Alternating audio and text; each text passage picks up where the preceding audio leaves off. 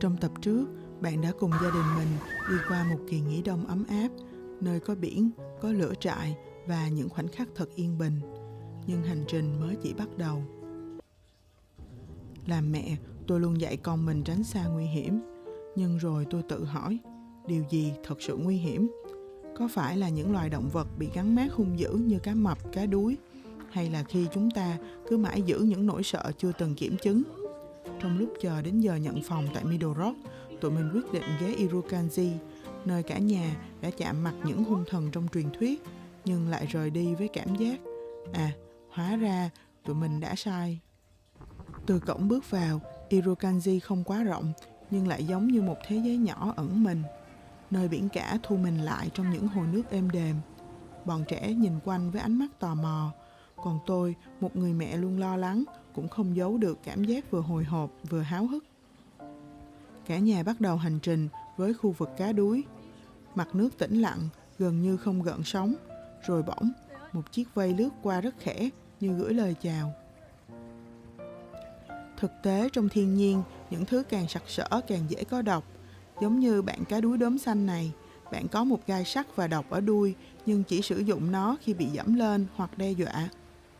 Trong môi trường được chăm sóc, cá đuối rất hiền và thường bơi lãng ra xa nếu cảm thấy không an toàn.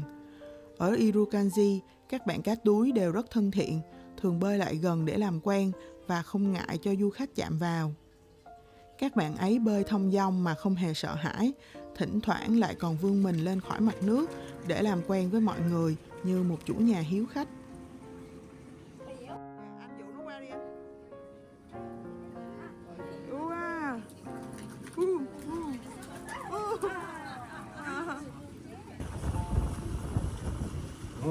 Nó mềm lắm đâu. Bọn trẻ ban đầu còn dè chừng, nhưng chỉ sau vài phút, các con đã háo hức gọi các bạn cá đuối lên chơi cùng. Thay vì chạy trốn nỗi sợ, tụi nhỏ đã chọn ở lại để làm quen. Và tôi nghĩ đó là bài học đầu tiên tụi mình nhận được ở đây.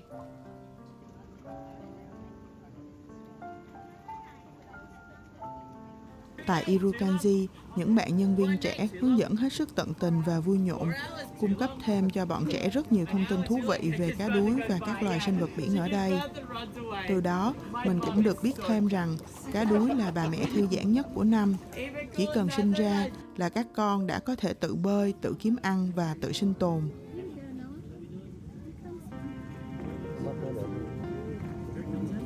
Ngoài cá đuối, ở đây còn có một nhân vật đặc biệt gây rối não cho khách tham quan lẫn các nhà sinh vật học. Với thân trên dẹt như cá đuối, nhưng đuôi và vây lưng lại như cá mập. Vậy thì theo bạn, đây là cá mập hay cá đuối? Và câu trả lời đúng nhất là cả hai. Chính vì ngoại hình độc đáo, nó còn có biệt danh là shark ray hoặc ray shark.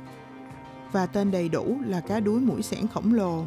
Nó được xếp vào nhóm giao thoa tiến hóa hiếm gặp, đại diện cho giai đoạn tiến hóa, chuyển tiếp giữa cá mập và cá đuối, giúp khoa học hiểu hơn về nguồn gốc của loài.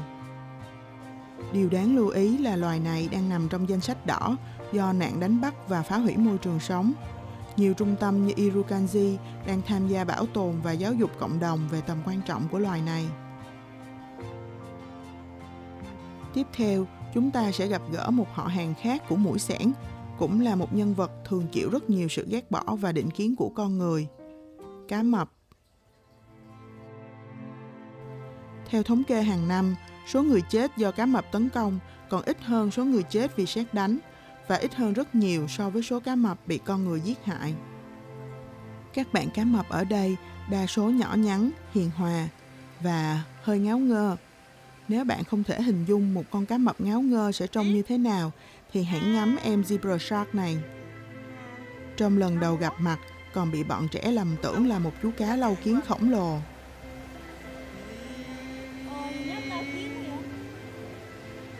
Zebra shark khi sinh ra chỉ dài khoảng 26 cm, nhưng khi trưởng thành có thể dài hơn 2,4 m đến 3 m, nhưng bơi rất chậm, theo hình dáng lượn sóng, không giống các loài cá mập khác.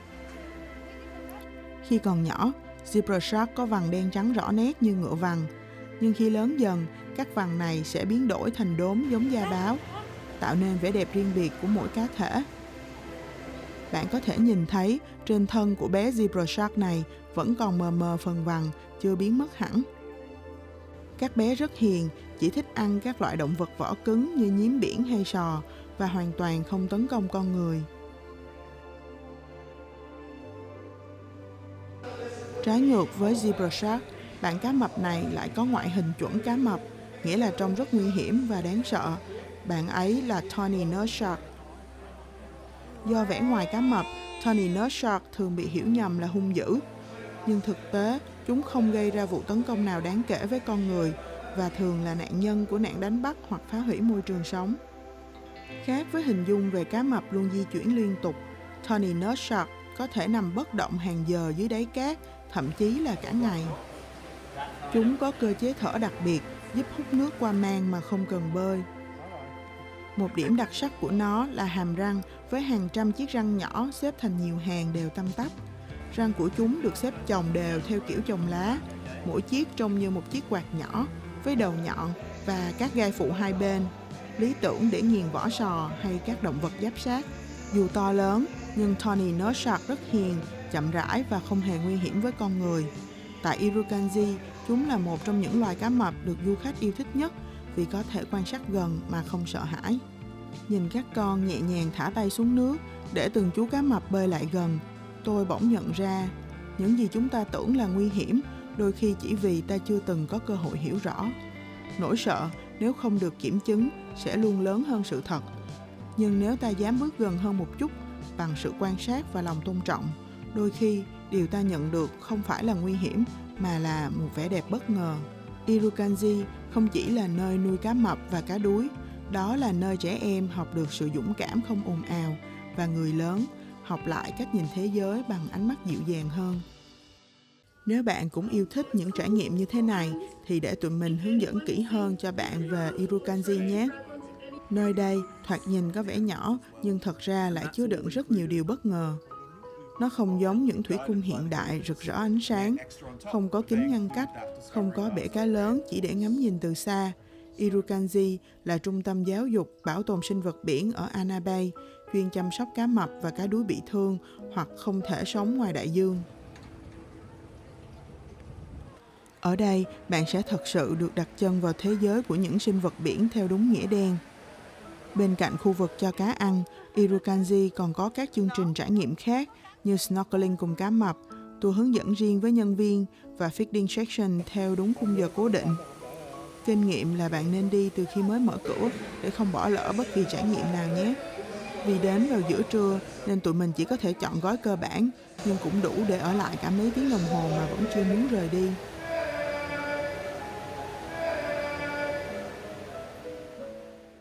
Không gian bên trong được chia thành các hồ nước nông, an toàn cho cả trẻ nhỏ. Nhân viên túc trực tại mọi khu vực, sẵn sàng giải thích và hỗ trợ từng gia đình. Cách họ đối xử với các sinh vật nơi đây vừa nhẹ nhàng vừa trân trọng.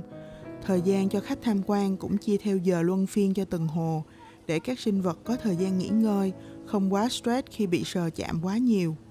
Một chi tiết nhỏ ấy cũng khiến mình cảm nhận được đây không chỉ là nơi tham quan, mà là một nơi giữ gìn sự sống đúng nghĩa.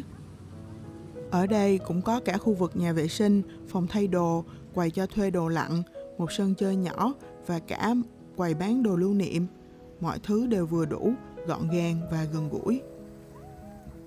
Đối với gia đình nhỏ của mình, Irukandji chính là kiểu trải nghiệm nhẹ nhàng nhưng sâu sắc, nơi cảm xúc đi cùng kiến thức và nỗi sợ nhường chỗ cho sự kết nối. Không có sân khấu lớn, không màn trình diễn kịch tính, chỉ là con người và thiên nhiên tồn tại cạnh nhau một cách tự nhiên và bình đẳng. Không ai dọa nạt ai, không ai phải tỏ ra mạnh mẽ hơn ai. Có lẽ điều đó chính là thứ khiến trải nghiệm hôm nay trở nên đặc biệt. Còn riêng đối với mình, một người mẹ đôi khi còn sợ hãi hơn chính các con của mình. Điều quý giá nhất là con đã học được cách vượt qua sự sợ hãi, mở lòng trước thế giới bao la bằng ánh mắt hồn nhiên và trái tim tràn đầy yêu thương. Có những điểm đến khiến ta háo hức ngay từ khi còn trên đường đi, nhưng cũng có những nơi khiến ta thật sự rung động khi đã rời khỏi đó. Irukandji đối với gia đình mình là một nơi như thế. Nhỏ bé, lặng lẽ nhưng để lại dư âm rất lâu. Và hành trình của tụi mình vẫn còn tiếp tục. Trong tập tiếp theo, Mình sẽ bật mí một khám phá thú vị của chuyến đi. Một nơi lưu trú với đủ mọi hình thức nghỉ dưỡng, từ lều trại, caravan cho tới cabin tiện nghi như ở nhà. Nếu bạn đang tìm một chốn để cả nhà quây quần, vừa thoải mái vừa chan hòa với thiên nhiên, biết đâu đây chính là điểm đến mà bạn đang tìm kiếm. Hãy đăng ký kênh và nhấn vào hình chuông để nhận được thông báo khi hành trình mới của tụi mình lên sóng nhé. Chúc bạn một ngày cuối tuần bình yên và dịu dàng.